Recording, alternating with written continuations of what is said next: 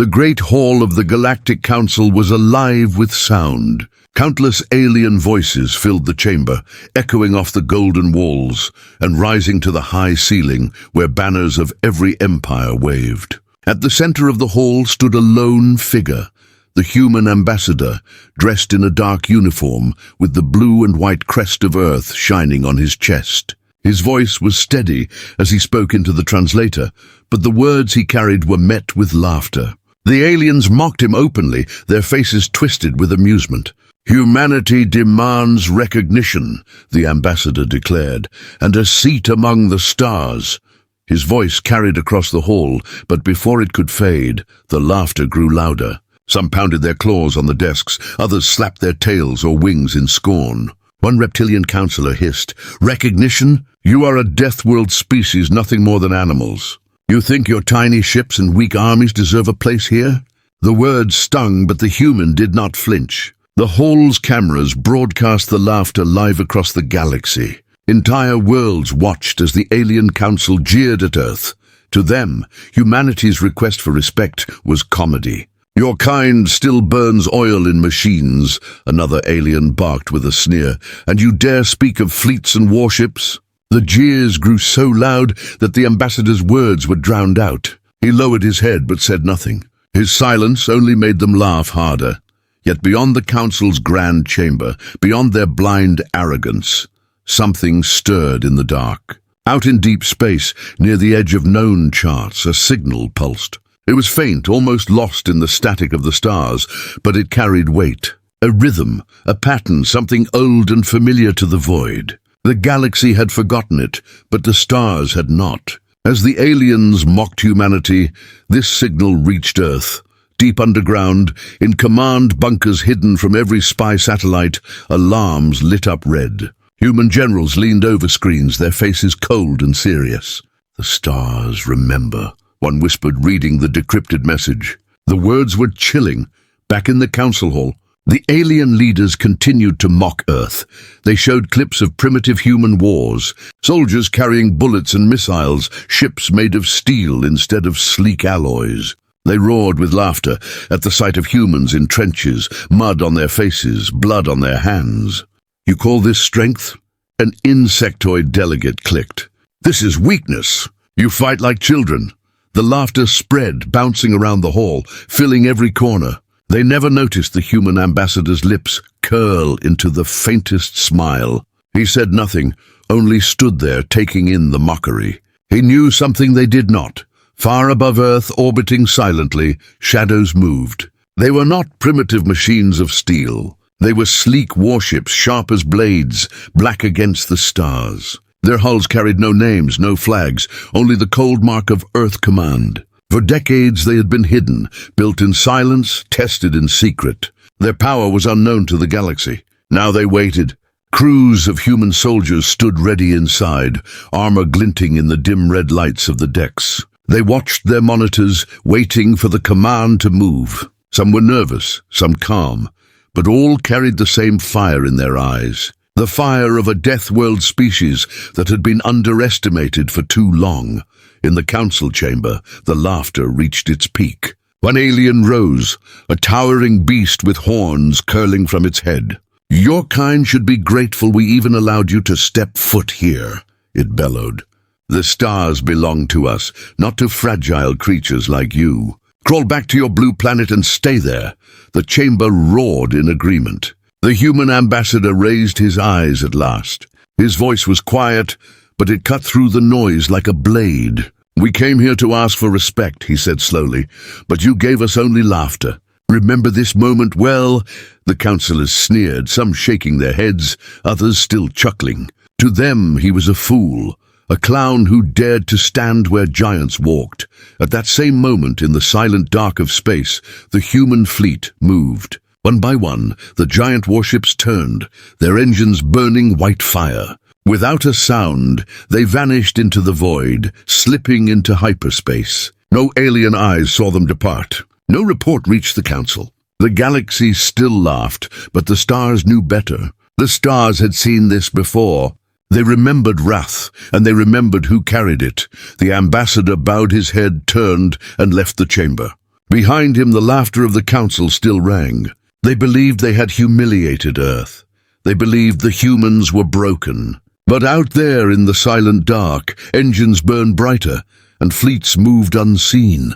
The laughter of the aliens would not last forever. Soon they would see the truth. Soon they would understand what the stars had remembered all along. And as the human ambassador stepped into the shadows of the hall, a faint message arrived on his secure communicator. Only 3 words lit the screen, but they made his heart race. The fleet moves. The Galactic Council's laughter echoed across the stars, carried by transmissions to 1,000 worlds. But while the galaxy mocked Earth, whispers began to rise among the scholars of the old empires. Deep in the archives of forgotten worlds, ancient records stirred. They spoke of a time before the Council, when the stars burned with endless war. In those forgotten ages, a species had risen from a small, hostile planet. They had fought with fury, building fleets that shook the heavens. The records called them the Wrath-bearers. To most aliens, it was a myth, a bedtime story used to frighten hatchlings. Yet as the human ambassador left the council chamber in silence, the ancient words began to sound far too real.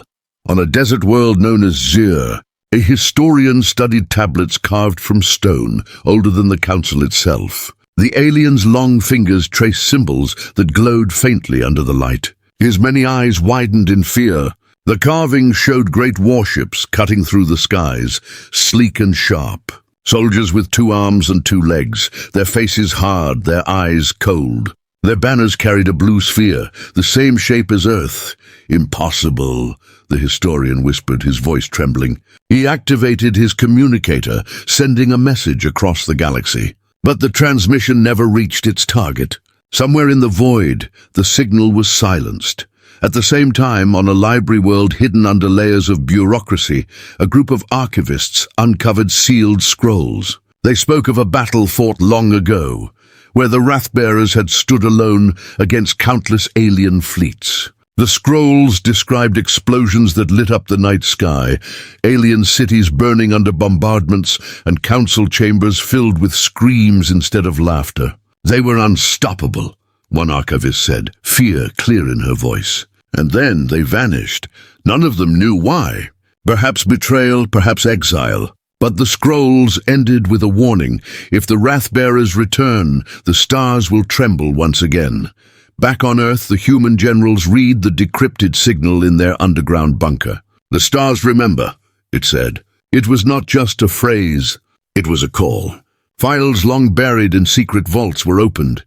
Within them were records humanity itself had hidden, stories of their first contact centuries ago, contact the galaxy had erased from memory. Humanity had fought before, not as a begging child among giants, but as a warrior who stood alone. They had been betrayed, and their existence written out of galactic history. But Earth had never forgotten.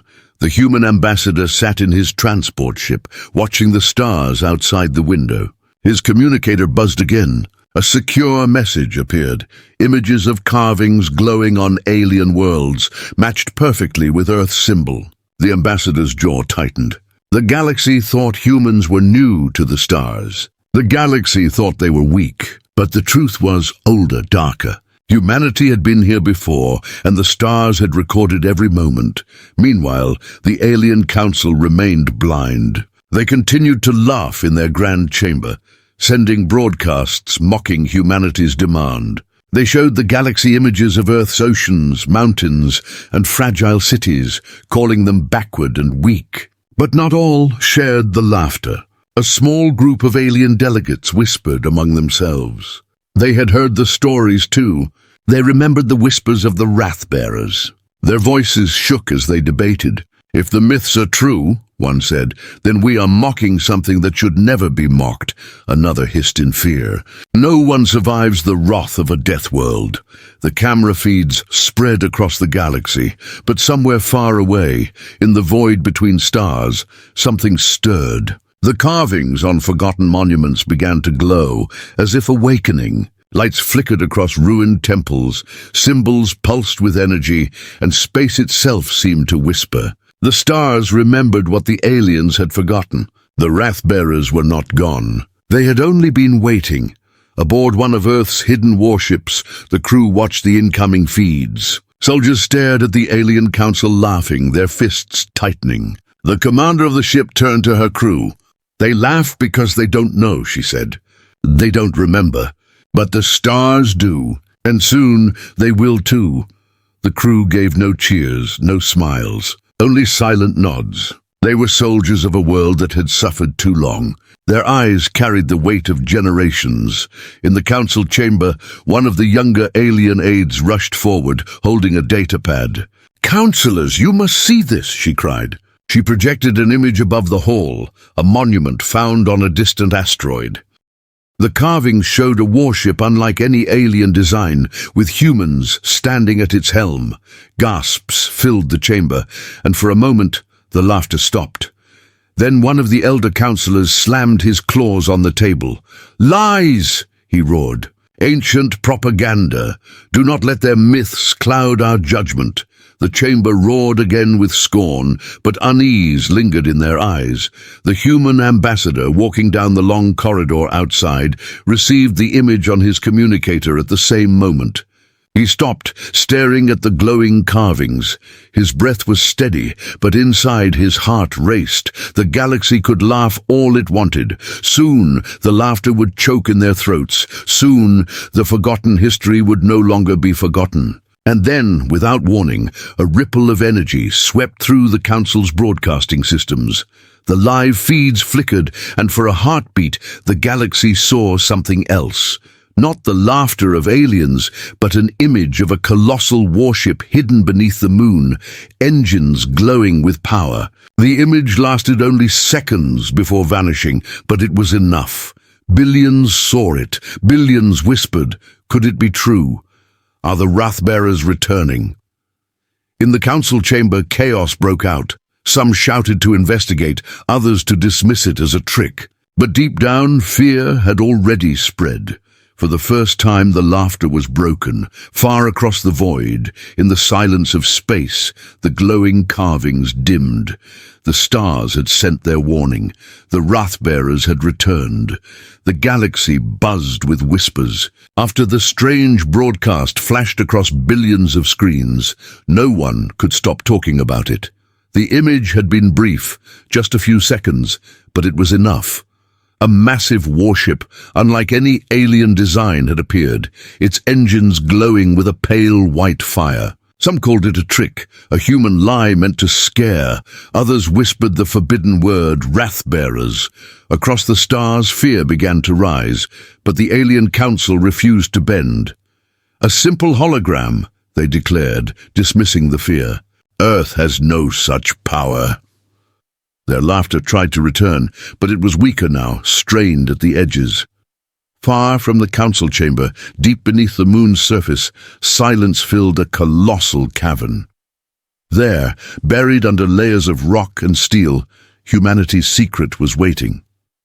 A hangar stretched for miles, lit with a dim red glow. Shadows of giant machines lined the walls, their black hulls gleaming like blades. These were not the primitive ships the galaxy mocked. These were Terran warships, forged in secret, sharpened in silence. They had been built for decades, away from alien eyes, using technology the Council never imagined humanity possessed. Rows of human soldiers stood in formation inside the hangar, armored in dark steel plating. Their helmets hid their faces, but their eyes burned with fire through narrow visors. Their bodies were tense, their breathing steady. Every one of them knew the truth. The galaxy thought humans were weak. That lie had kept Earth safe while they prepared. Now the time for hiding was over. Alarms rang out, and the floor shook as engines ignited. One by one, the massive ships awoke. Their cores rumbled like thunder, sending vibrations through the cavern walls. Red lights flashed across their hulls, illuminating the names carved into steel. Resolute, Vengeance, Dawnbringer. Each name carried a story, each name a promise. Crews hurried to their stations, boots striking metal floors in unison. Commanders barked orders, voices steady, sharp. Prepare for launch. Lock systems. Weapons online. Above, on the barren surface of the moon, the ground trembled. Dust rose into the thin atmosphere as hidden panels slid open, revealing massive launch shafts. For decades, the moon had looked empty, silent, a lifeless rock. But now, as the shafts cracked open, the truth was revealed. Humanity had turned it into a fortress. In the control chamber, General Marcus stood with his hands clasped behind his back. His uniform was simple, dark, but his presence filled the room. His eyes watched the launch screens without blinking. "We are Death Worlders," he said quietly, his voice carrying over the silence. "The galaxy laughed at us. Let them laugh. When they see the fleet, their laughter will end." Around him, officers nodded, their hands moving quickly over controls. Numbers flashed across the screens, weapons locked, shields ready, engines primed. Humanity was no longer waiting. Humanity was ready. The first ship rose from the shaft with a roar, engines blazing. It broke the surface of the moon, casting long shadows across the craters. Dust exploded outward, glowing in the harsh sunlight. One after another, the warships emerged, climbing into orbit like giants waking from sleep. From Earth's surface, civilians looked up, eyes wide as streaks of fire rose into the sky. Some fell to their knees in awe. Others whispered prayers. For the first time in history, Earth's people saw their true fleet. In orbit, the alien scouts, who had been watching Earth, scrambled to record the launch. Their small ships shook as the Terran fleet filled the void. The scouts sent frantic transmissions back to the Council. "They're real," one voice cried. "The humans have warships, hundreds of them." But midway through the transmission, the feed went silent. On the screens, the last thing shown was a burst of light, then nothing. The scouts were gone. Inside one of the Terran flagships, soldiers gathered on the deck, staring out the massive windows. Stars stretched across the black void, but the sight of their own fleet filled them with pride. "For too long they called us weak," one soldier muttered. Another tightened his grip on his rifle. "Let them see us now." Their commander, a woman with sharp eyes, turned to them. "No speeches, no cheers. We are Death Worlders. Our actions will speak." As the fleet organized in orbit, signals flashed between the ships. Coordinates were exchanged, formations locked. Their engines pulsed with silent power, waiting for the final order. In the underground bunker on Earth, the generals watched the feeds. The human ambassador, fresh from his humiliation at the Council, stood beside them. His face was calm, but his hands were clenched. "They think this is still a game," he said. "Let's show them what we've been building in silence." Then the order came. One word, carried across encrypted channels, echoed through every ship. "Move." In perfect unity, the fleet shifted. Their engines flared, their shadows stretching across Earth's surface. Civilians gasped as the sky filled with fire. Then, without warning, the ships vanished. They slipped into hyperspace, disappearing into the void. Earth's skies fell silent once more, leaving only dust and whispers. Back in the Galactic Council, alien leaders were still laughing, still mocking humanity. But then, a sudden silence fell. Their communication screens lit up with an alert. Scout ships had vanished. Their fleets near the Sol system had gone dark. Confusion rippled through the chamber. Some shouted that humans were bluffing. Others began to fear the truth. And then, without warning, every council chamber light flickered. A transmission forced its way onto their screens. It showed the vast emptiness of space. Slowly, a shadow moved into view, a Terran warship, black and immense, its guns glowing with power. The councillors stared, their faces pale, their laughter gone. The screen cut to black, leaving only 2 words across it. "We remember." The Galactic Council sat frozen in silence. The words burned across their screens. "We remember." For the first time in generations, no laughter filled the chamber. The alien leaders looked at one another, their faces pale, their bodies tense.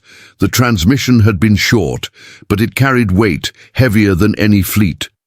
The warship shown on their screens was not alien. It was Terran. And it was real. In the council's grand hall, whispers spread among the delegates. Some shouted that the humans were bluffing, that it was a trick of light and shadows. Others spoke in fear, their voices trembling. The myths were true, one croaked, its scales quivering. The wrath-bearers have returned. The head councillor slammed his clawed hand against the table, demanding silence. They are primitives, he roared. They cannot stand against the empires of the galaxy. We will crush them before they grow bold. But his words did not steady the chamber. The fear was spreading too fast. As the debate raged, alarms suddenly blared across the capital world. From the skies above the city, a shadow emerged. Citizens stopped in the streets, pointing at the heavens. A colossal ship, black and sharp as a blade, slipped from hyperspace. Its hull blocked out the sun, casting a cold shadow across towers of crystal and glass. The ship's guns glowed faintly, a quiet warning to all who looked up. For the first time in history, a Terran flagship stood above the Council's homeworld. Panic erupted below. Fleets scrambled to launch, sirens wailed, and citizens rushed for shelter. In the council chamber, chaos broke out. "How did they reach here?" one alien shouted. "Our sensors never detected them." Another councillor. If one ship is here, how many more are hiding in the void?" Fear twisted every face. Inside the Terran flagship, the bridge was silent, except for the hum of engines. Human officers stood at their stations, eyes fixed on their monitors. The commander of the ship, a tall woman with a scar running across her cheek, stared at the council planet on the main screen. Her voice was calm, steady. "They wanted to laugh," she said. "Now they will listen." She gave the order, and a transmission was sent. In the council hall, every screen flickered. The image of the human ambassador appeared, not standing in their chamber now, but aboard the flagship. He was dressed in the same dark uniform, but his eyes carried a sharper fire. His voice was steady as it echoed through the hall. "You mocked us," he said. "You called us weak. But the stars remember our wrath, and now so will you." His words were not shouted. They were spoken with calm certainty, and that made them far more terrifying. The aliens shouted in protest, some demanding surrender from the human, others roaring threats. But then the image changed. The holofeed displayed not one Terran ship, but dozens, then hundreds, rising from hyperspace in silent formation. The fleet stretched across the void, their black hulls gleaming with power. Earth's warships had arrived. Shock rippled through the council. For centuries, they had believed humanity too primitive to pose a threat. Now their fleets looked small compared to the silent wall of Terran steel. Alien generals barked orders into their communicators, scrambling defense fleets into orbit. Fighters launched like swarms of insects, rushing toward the Terran flagship. On the human bridge, the commander gave no order to fire. Instead, she allowed the alien fleets to come closer. Officers watched the screens, tracking thousands of enemy ships surrounding them. Tension filled the air. Then in an instant, every alien ship froze. Their engines stuttered. Their weapons went dark. Their shields collapsed. Confused voices crackled across alien channels as pilots shouted that nothing worked. One after another, entire fleets went silent, helpless. Gasps filled the council chamber as live feeds showed their mighty armadas disabled. No shot had been fired. Humanity had done it without a single missile. Their technology, mocked as primitive, had shut down fleets that had ruled the stars for centuries. "Impossible," one alien whispered, his wings trembling. "No one has this power." The human ambassador appeared on the screen again, his expression calm but cold. "This is only the beginning," he said. "We ask for respect. You gave us laughter. Now you will learn what Deathworlders truly are." His voice grew sharper, cutting through the silence. "You think our home made us weak, but our home forged us in fire. On Earth, everything fights to survive. And we survived. That is why we are here. The chamber trembled as another Terran ship emerged from hyperspace, larger than the rest, its size dwarfing even the flagship. It cast a shadow over the entire council capital, its presence like a storm made of steel. The alien councillors stared, their faces pale, their hands trembling. Some fell silent, unable to speak. Others whispered prayers. On the bridge of the flagship, the commander gave her next order. Drop pods, sleek black capsules, were released from the warships. They streaked down toward the council capital, like falling stars, their trails glowing against the sky.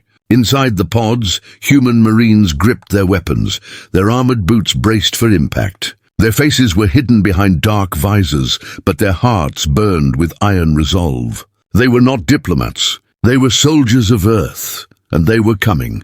In the council chamber, the alien leaders watched the pods fall toward their city. Their laughter was gone. Only fear remained. One councillor whispered the words no one wanted to say aloud. "The Wrathbearers have returned." The screen cut to black. The skies above the council capital burned with fire as Terran drop pods tore through the clouds. Their metal shells glowed red-hot, leaving trails like falling stars. Citizens ran through the streets below, screaming in terror as alarms rang across the city. Towers of glass and crystal shook with every impact as the pods slammed into the ground, cracking open with bursts of smoke and flame. From within stepped human marines, armored in black steel, their weapons gleaming under the harsh light. Their visors reflected the fear in alien eyes. They moved with precision, every step heavy, every motion calm. The Galactic Council watched from their chamber in horror as the feeds displayed the invasion live. Alien leaders shouted in panic, some demanding immediate retaliation, others calling for surrender. Their fleets were still powerless in orbit, their ships silent husks drifting uselessly as Terran warships held position above them. The head councillor roared over the chaos. "Fight back! Destroy them!" But his voice shook with fear. On the ground, human squads spread through the streets. Their weapons hummed with power, locking onto alien security forces rushing to respond. The aliens fired first. Streams of plasma bolts rained down from armored vehicles and towers. But the Terran armor absorbed the hits with ease, shields sparking bright blue. In return, the humans fired concentrated bursts of energy that sliced through alien defenses like paper. Walls exploded, vehicles burned, soldiers fell. The Council's proud armies were crumbling in minutes. Inside one of the pods, Captain Elena Kane led her unit forward. Her voice was calm through the comms. "Secure the perimeter. No unnecessary kills. Show them control." Her Marines obeyed, moving like shadows through the alien city. They disabled weapons, knocked down resistance, and seized control of key structures. Every move was efficient, ruthless, but measured. They were not here to slaughter. They were here to make a point. In orbit, the Terran flagship loomed above the capital world, its guns glowing but silent. On the bridge, Commander Holt stood with his arms crossed, watching the battle unfold below. His officers reported in steady voices, enemy resistance collapsing. Key sectors under control. Fleet remains disabled. Holt nodded once. Hold fire. Let them see what it means to face Earth. They mocked us, now they will witness restraint. His voice was cold, his eyes sharp. Humanity had the power to destroy, but they chose something far more terrifying, to dominate without mercy, yet without madness. The alien council chamber shook as explosions echoed in the distance. Windows trembled, lights flickered. Fear spread like fire. Some councillors demanded to be evacuated, others screamed for reinforcements. But the truth was clear. Their fleets were powerless, their armies broken, their city falling under Terran boots. The human ambassador appeared once again on their screens, standing aboard the flagship. His uniform was neat, his eyes steady. "We warned you," he said quietly. "We asked for respect. You gave us laughter. But now the stars remember, and so do we." One insectoid councillor hissed, his wings trembling. "What do you want, human? Why are you here?" The ambassador's gaze was cold. "We want nothing from you but recognition. We want you to know this. Earth will never kneel." We will never crawl. If you try to break us, we will rise higher. If you try to chain us, we will shatter the chains. That is what it means to be Deathworlders. His words struck the chamber like thunder. Some councillors shook their heads in disbelief, but none laughed. Not anymore. Down in the streets, the Terran Marines pushed forward, capturing the Council's central defense hub. Alarms blared as alien officers fled in panic. Captain Kane's squad stormed the control center, disabling the planetary defense grid in minutes. Human flags unfurled across the towers, their blue and white symbols glowing bright against the alien skyline. Citizens watched from the shadows, whispering in fear. The Wrath-bearers had returned, and they were unstoppable, yet not every alien had surrendered. In hidden bunkers beneath the city, generals of the Council gathered around desperate plans. "If we cannot fight their ships," one growled, "we will destroy their troops on the ground." "Activate the planet's failsafe," another councillor gasped. "That will kill millions of our own." But the general slammed his fist down. "Better millions die than we bow to Deathworlders." His command was given, and deep underground, ancient machines began to stir. Back aboard the Terran flagship, alarms suddenly lit up across the bridge. Officers turned with alarm. "Commander, energy surge detected beneath the capital." Holt's eyes narrowed. "Show me." The main screen filled with images of massive structures rising from under the city, towers armed with weapons older than the Council itself, powered by the planet's very core.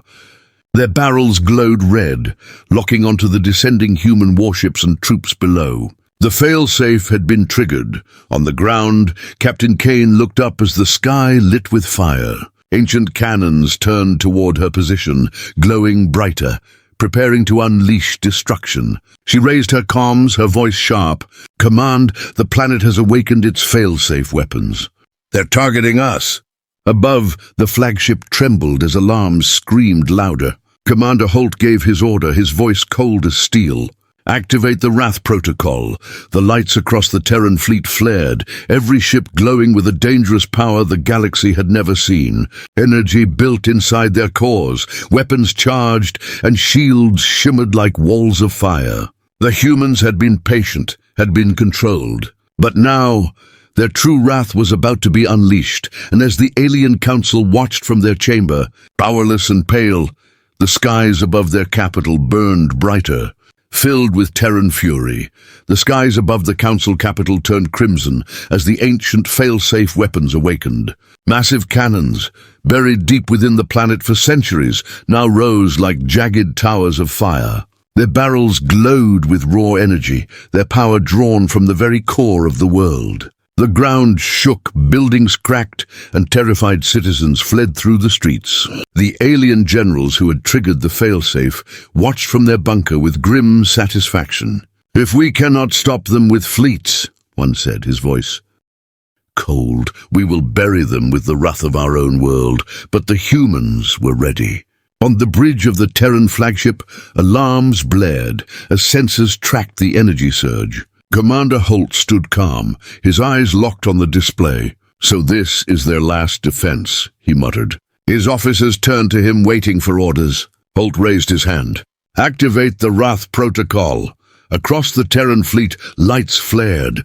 Engines roared louder, weapons hummed with violent power, and shields glowed like suns. Entire ships seemed to come alive, their black hulls pulsing with hidden energy. For decades, humanity had prepared for this moment.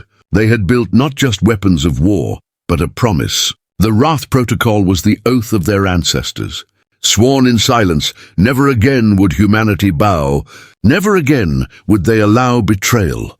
The oath had been written in blood long ago, when Earth first faced the galaxy. Back then, they had fought alone, betrayed and forgotten. Their fleets had been shattered, their people nearly broken. But humanity had survived. They had sworn an oath that echoed through every generation.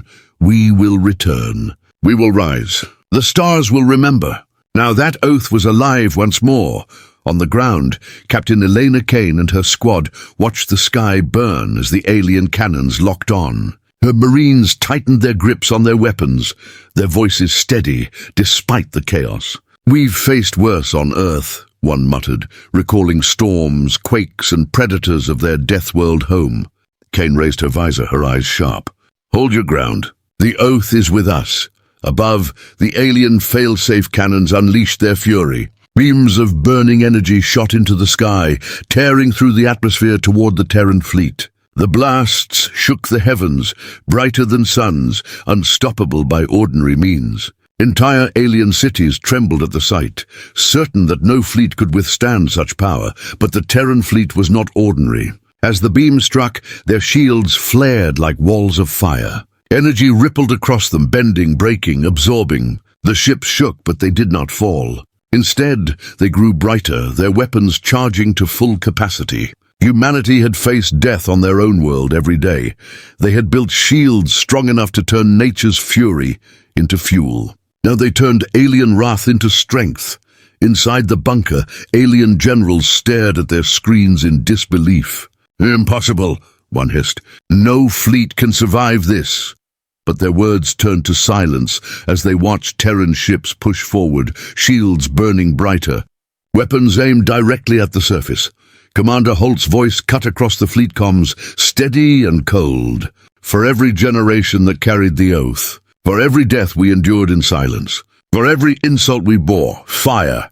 The Terran warships unleashed their wrath. Lances of white fire tore from their cannons, striking the fail-safe towers one by one. Explosions rocked the planet as the ancient weapons shattered under the bombardment. Entire towers melted into slag, collapsing into the ground. The skies filled with fire and smoke, but through it all, the Terran fleet stood untouched. On the ground, Captain Kane's squad watched as the enemy defenses burned away. Alien soldiers, once confident in their fail-safe, dropped their weapons in terror. Some fled. Others surrendered outright, falling to their knees before the advancing Marines. Kane spoke into her comms, her voice calm but sharp. "Resistance breaking. The planet's fail-safe is gone." In the council chamber, panic erupted. Councillors screamed, their faces pale with horror. They had trusted the fail-safe, had believed it undefeatable. But now, with their armies broken and their last weapon destroyed, they had nothing left. The human ambassador appeared on their screens once more, his voice quiet but filled with iron. "You mocked us," he said. "You forgot us. But we never forgot you. This is the oath of humanity. We do not forgive betrayal, and we do not forget laughter." His words echoed in the chamber, chilling every heart. Yet even as humanity stood triumphant, danger remained. Deep beneath the capital, the alien generals had not given up. Their hands moved across consoles, activating a hidden sequence. "If the failsafe cannot destroy them," one growled, "then we will bring down the world itself." The sequence armed a planetary self-destruction device, designed as a last resort. It would tear the world apart, killing billions, including every human soldier on the ground. The generals did not care. Better a dead world than one ruled by death worlders. In the bunker, the countdown began. Numbers flashed red across the screens, 10 minutes until detonation. The generals smiled grimly, certain that humanity would be buried with them. But they were wrong. High above, sensors aboard the Terran flagship picked up the surge. Officers turned to Commander Holt, their voices tight. "Sir, the planet's core is destabilizing. They've activated a self-destruct." Holt's eyes hardened. He turned to the ambassador, who stood silently at his side. "If that world dies, so will every soldier we've sent." The ambassador's jaw tightened. "Then we have 10 minutes to show the galaxy who truly controls the stars." The Wrath Protocol had only just begun. The countdown ticked deep beneath the council capital, each second echoing like a hammer striking stone. 10 minutes until the world tore itself apart. Alien generals stood firm in their bunker, their faces grim but resolute. "If we die, they die with us," one hissed, his mandibles clicking. The others nodded, ready to sacrifice billions of their own citizens just to bury the Terran soldiers under rubble and fire. To them, it was better to burn the world than allow Deathworlders to stand victorious. Above, the Terran flagship's bridge glowed red with alarm lights. Commander Holt studied the countdown on his screen, his jaw clenched. "They would rather destroy their own world than face humiliation," he muttered. Officers worked quickly, but the reports were grim. So the failsafe core is locked beneath layers of shields. We can't strike it from orbit, another voice cut in. If it detonates, the entire planet will collapse. Our ground forces will be lost.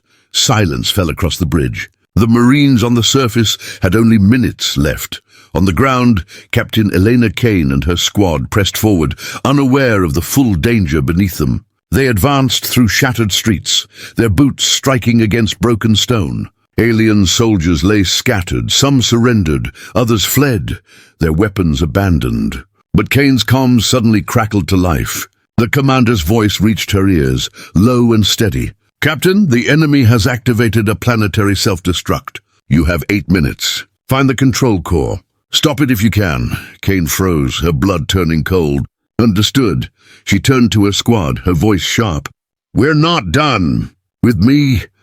The Marines followed without hesitation, their visors glowing as they pushed deeper into the enemy city.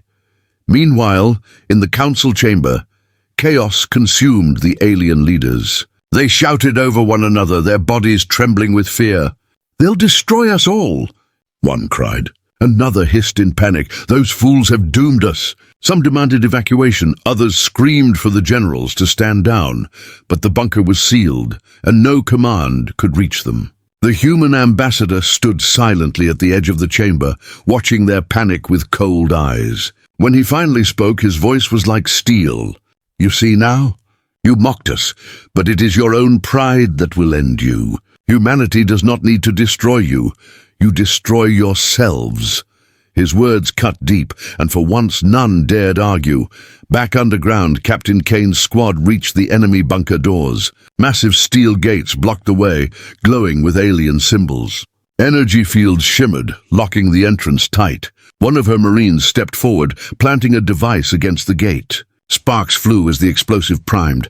"Charges set," he said. Kane's visor reflected the countdown timer. 6 minutes left. "Blow it," she ordered. The explosion shook the ground, ripping open the gates. Smoke and fire burst outward as the Marines charged inside. Alien guards rushed to stop them, their weapons blazing. But the Terrans moved like shadows, cutting them down with precise shots. The firefight lit the corridors in bursts of blue and red light. Alien soldiers fell one after another, their resistance crumbling against the cold efficiency of Earth's warriors. Inside the bunker's control room, the alien generals heard the gunfire growing closer. One turned, his face pale. "They're here." Another slammed his fist against the console. "Hold them off. We need 2 more minutes." But the doors burst open, and Captain Kane's squad stormed in, weapons raised. The room erupted into chaos as Marines clashed with desperate aliens. Blades clashed, rifles fired, bodies fell. Kane pushed forward, her eyes locked on the glowing console at the center of the room. The countdown flashed bright red. 2 minutes left. She leapt onto the platform, striking down an alien guard who lunged at her. Her hands flew over the controls, trying to decipher the alien script. Behind her, the battle raged, her Marines fighting fiercely against waves of defenders. 1 minute 30, a voice shouted. Kane cursed under her breath, scanning the controls. Then she saw it, 3 keys locked in place, glowing with power. All 3 had to be turned simultaneously to disable the core. She spun around, grabbing 2 of her Marines. "Here, with me!" Together, they placed their hands on the keys. The countdown blared louder, 60 seconds. "On my mark," Kane said. Her voice was steady, but her heart pounded. Around her, Marines fought to the last breath, holding off the alien general's guards. Sparks filled the air, bodies fell, the floor shook. 30 seconds. Kane raised her visor, her eyes hard as stone. Now, the 3 keys turned at once. Energy crackled. The console screamed with light, and the countdown froze at 5 seconds. The room fell silent except for the sound of crackling sparks. The planetary core stabilized, the self-destruct halted. Humanity had stopped the destruction, but victory came at a price. Kane looked around and saw several of her Marines lying still, their armor scorched and broken. She clenched her fists, grief burning inside her. She knew they had saved billions, but she also knew the war was not over. High above, aboard the flagship, Commander Holt received the report. Planetary self-destruct disabled, the officer said.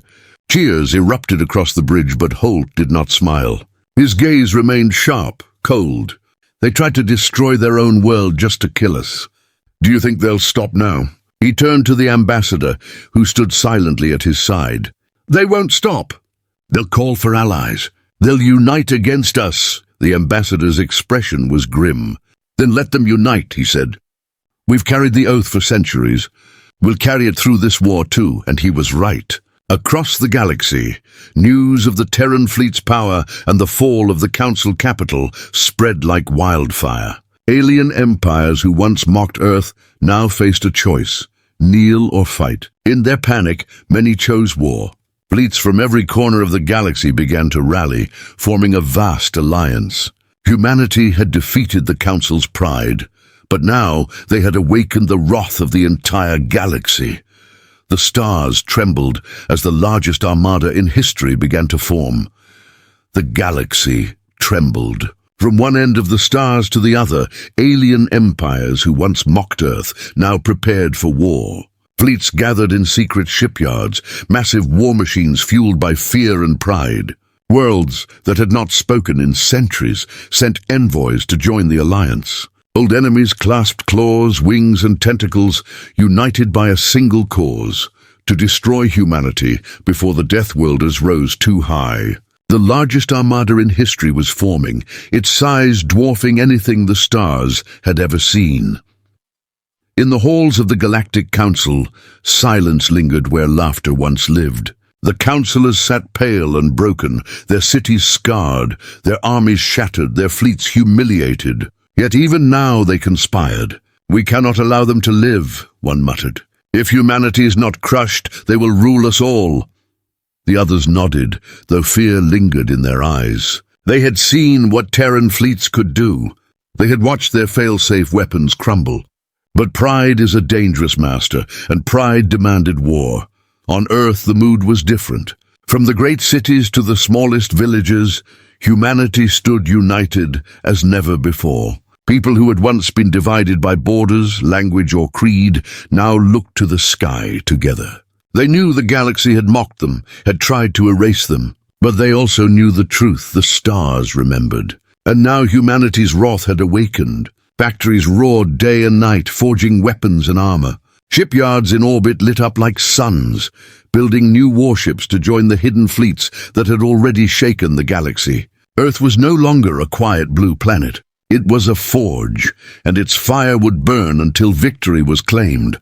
Aboard the Terran flagship, Commander Holt studied reports of the alliance forming. His officers read the numbers aloud, fleets numbering in the tens of thousands, armies larger than any in history, all converging on a single goal. Holt listened quietly, his face carved from stone. "Good," he said at last. The officers turned, startled. "Good, sir?" Holt's eyes narrowed. "If they are united, then we won't need to hunt them across the stars. They will come to us, and when they do, we will break them all at once." His voice carried no fear, only certainty. The human ambassador stood beside him, his hands clasped behind his back. "The stars remember," he said softly, "but so do we. They betrayed us once. We swore an oath. Now that oath will end this war."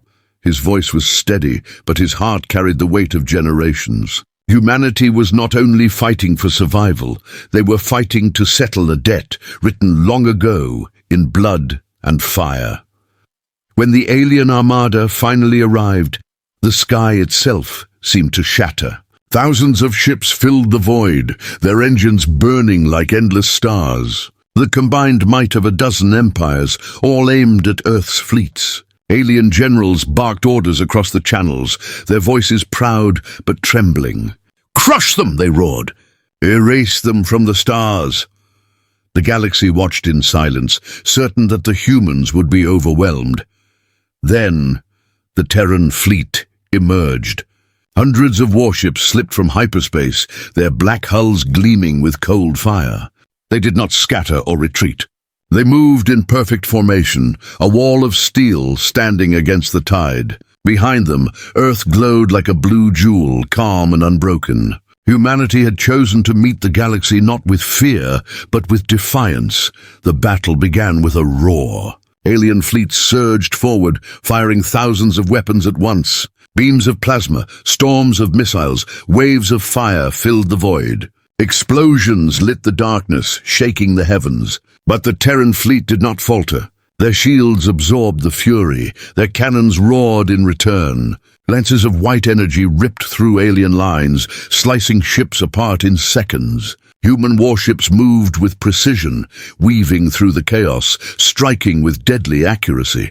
On the ground, billions watched the battle above their skies. Alien civilians gasped in horror as their fleets burned, while Earth's people stared in awe as their warships fought like gods. Human marines, still stationed on the council capital, marched through conquered streets, their flags flying high. They fought not just with weapons, but with purpose.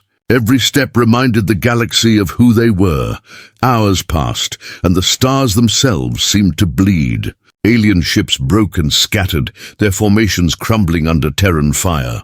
For every human ship lost, 10 alien vessels burned. Still, the Alliance fought desperately, unwilling to accept defeat. But deep down, they knew the truth. They were not fighting ordinary soldiers. They were fighting Deathworlders. On the flagship's bridge, Commander Holt gave the final order. His voice was steady, his words sharp as blades. Release the superweapon. A hush fell across the crew. Then from the largest Terran warship, a wave of energy burst outward. It was not a weapon of destruction, but of control. Every alien ship within range went dark, their engines cold, their weapons silent, their shields gone. The galaxy's greatest armada was disabled in an instant. The silence was deafening. Ships drifted powerless in the void. Alien generals shouted in confusion, but their commands were nothing against the crushing reality. Humanity had not only survived, they had mastered the stars. The ambassador appeared on every screen across the galaxy, his voice calm, his eyes burning with fire. You laughed at us. You mocked us. But the stars remembered, and now you will too. Humanity will not bow. We are Deathworlders. We are the Wrathbearers. And this galaxy will never forget it again. On alien worlds, billions stared in silence. On Earth, cheers erupted, voices rising to the heavens. The oath had been fulfilled. The stars remembered, and now the galaxy did too. Yet as the fleets drifted in silence, the ambassador's final words carried a darker promise. This is not the end. This is the beginning.